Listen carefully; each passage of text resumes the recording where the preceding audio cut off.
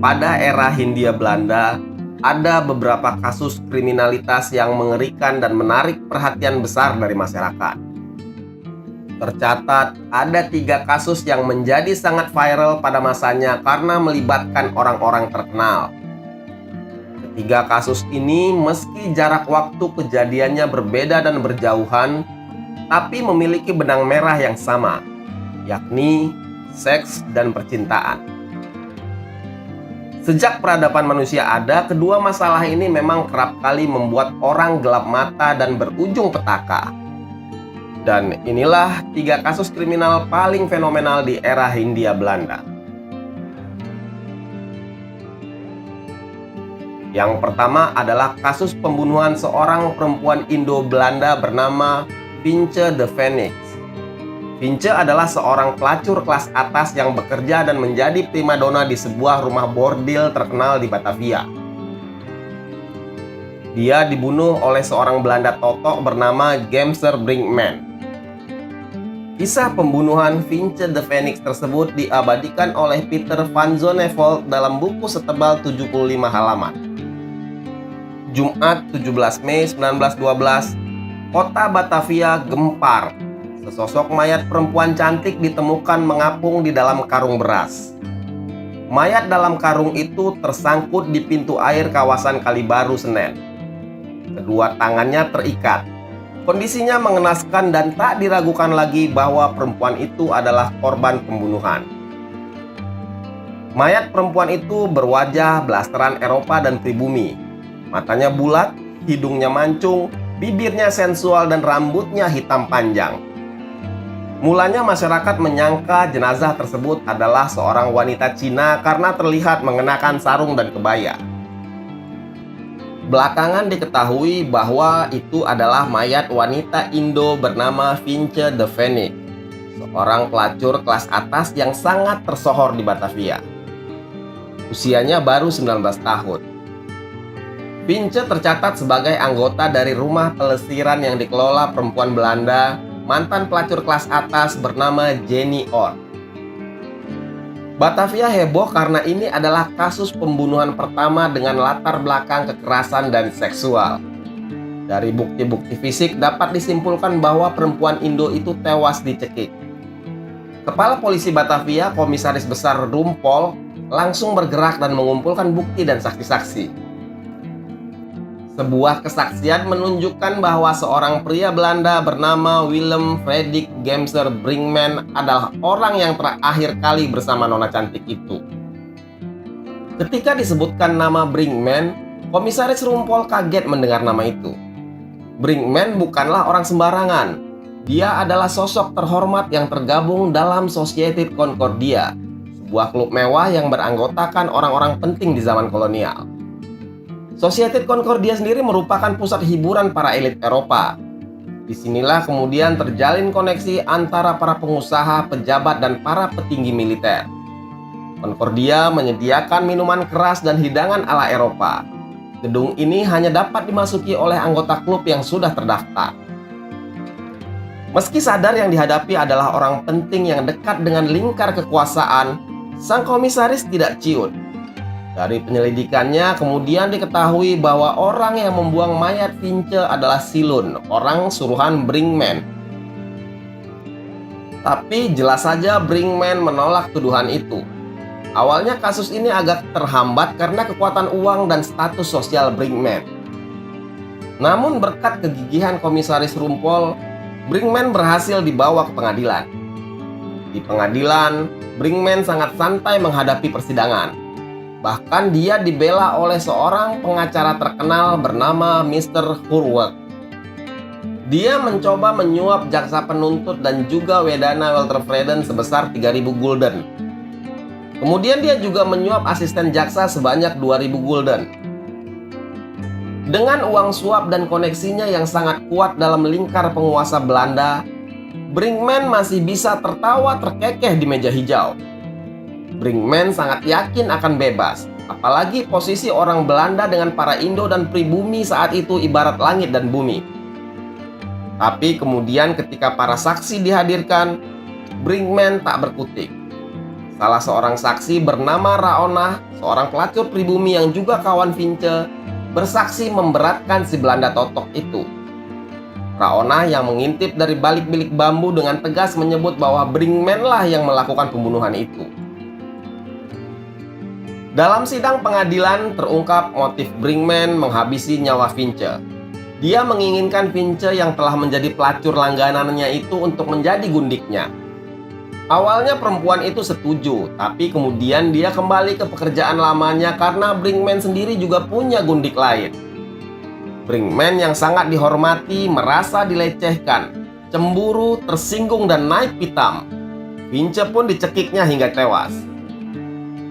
Brinkman akhirnya divonis mati, tapi dia tak pernah menjalani hukuman matinya.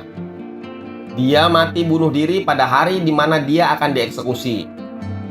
Dia tak percaya bahwa seorang kulit putih seperti dirinya harus membayar dengan nyawanya sendiri karena membunuh seorang pelacur Indo. Maka dia depresi dan membunuh dirinya sendiri di penjara.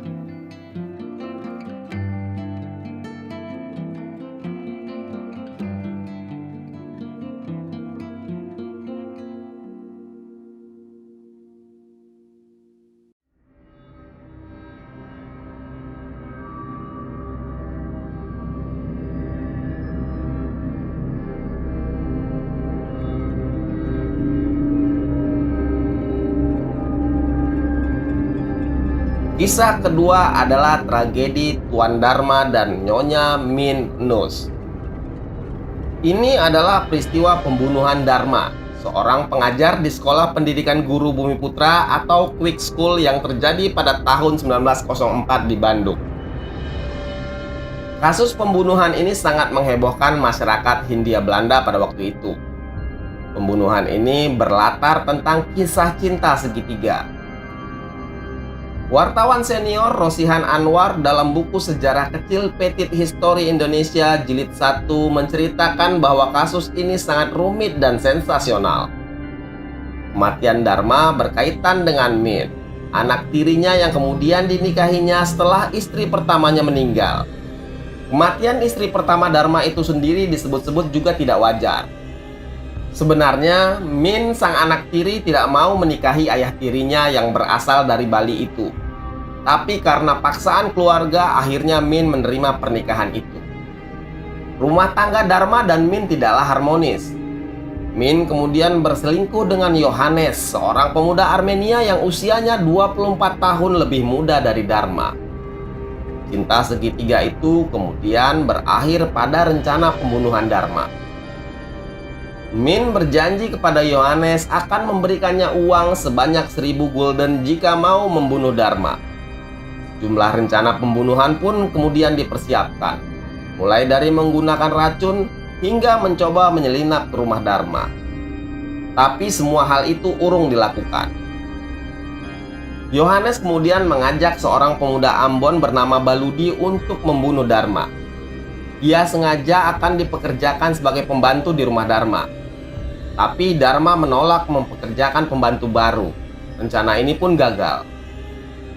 Min terus memaksa kekasihnya itu untuk kembali merancang rencana pembunuhan. Yohanes kemudian menyuruh Baludi menyusup ke rumah Dharma. Saat pembunuhan, Min diketahui sedang tidur di samping Dharma ketika Baludi tiba-tiba menyerang Dharma. Dharma dilaporkan tewas tertebas kepalanya pada 3 April 1904 di rumahnya di Bandung. Yohanes dan Baludi kemudian ditangkap polisi dan disidangkan. Dalam persidangan, anak angkat Tuan Dharma bersaksi bahwa pembunuhan berencana itu didalangi oleh Nyonya Min, ibu angkatnya sendiri. Tapi tidak diketahui bagaimana nasib Nyonya Min yang dituduh sebagai dalang pembunuhan ini.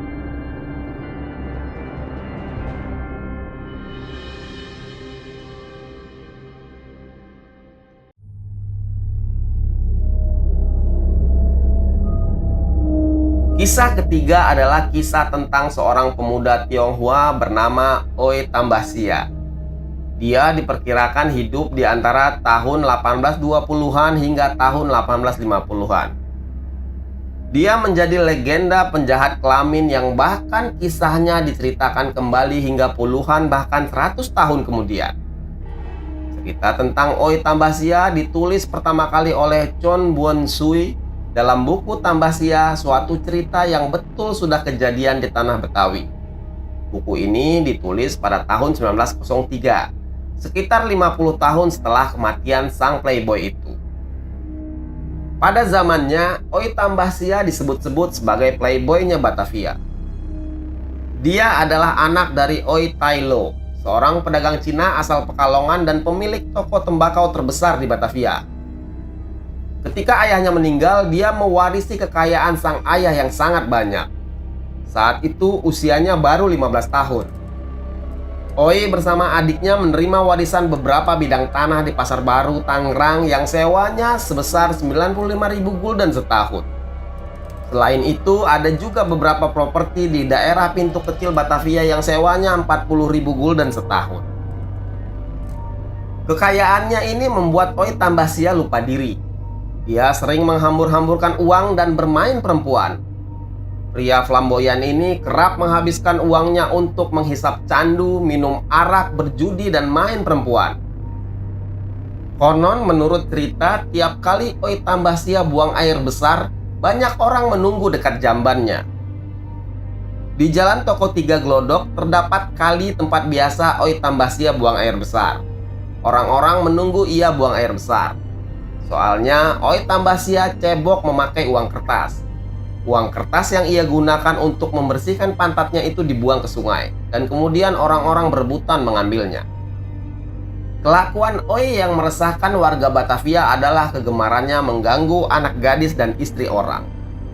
Oi Tambasia memang dikenal tampan dan pandai bergaya.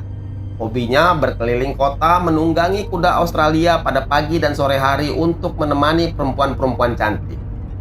Setiap berpergian, Oi selalu ditemani oleh dua orang centengnya, Piun dan Sura.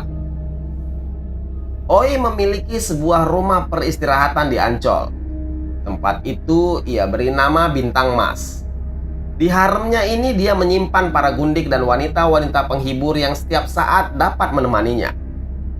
Salah satu wanita yang berhasil dirayu dan ditempatkan di bungalow-nya itu adalah istri seorang pedagang kelontong di Tongkangan.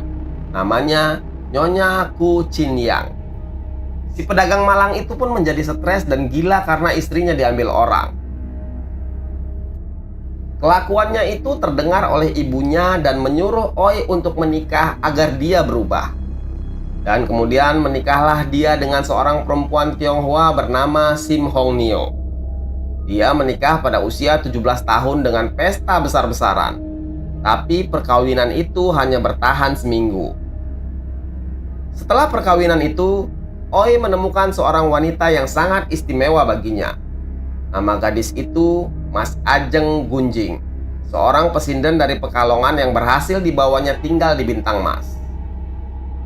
Meski sangat mencintai Gunjing, Oi tetap tidak bisa meninggalkan kebiasaan buruknya untuk berburu gadis, janda maupun istri-istri orang. Suatu kali, Ajeng Gunjing kedatangan tamu seorang lelaki bernama Mas Sutejo dari Pekalongan. Lelaki ini sebenarnya adalah saudara kandung dari Ajeng Gunjing sendiri. Tapi karena memang dasar Oi pencemburu, dia lalu memerintahkan centengnya untuk membunuh Sutejo. Bukan hanya Sutejo yang menjadi korban centeng-centeng Oi Tambasia. Ada beberapa lainnya yang juga menjadi korban lelaki bejat ini. Polisi kemudian menangkap Oi dan menyidangkannya. Dia divonis hukuman gantung. Oi Tambasia akhirnya dihukum gantung di depan balai kota. Ratusan warga Batavia menyaksikan hukuman mati yang diperkirakan terjadi di tahun 1851 itu. Alwi Sahab dalam buku Batavia Kota Hantu menceritakan pada hari eksekusi, Oi Tambasia tampak gagah berjalan sendiri menaiki tangga tiang gantungan. Tidak nampak rasa takut pada wajahnya. Semua penonton yang berdiri di sekitar tiang gantungan kagum melihat keberaniannya. Bahkan saat Algojo mulai memasukkan tali gantungan ke lehernya, Oi Tambasia malah berseloroh. Dia berkata kepada sang Algojo, "Di kantong bajuku ada selembar uang kertas 50 gulden untuk kau punya upah. Namun aku minta kau jangan terlalu bengis jiret batang leherku."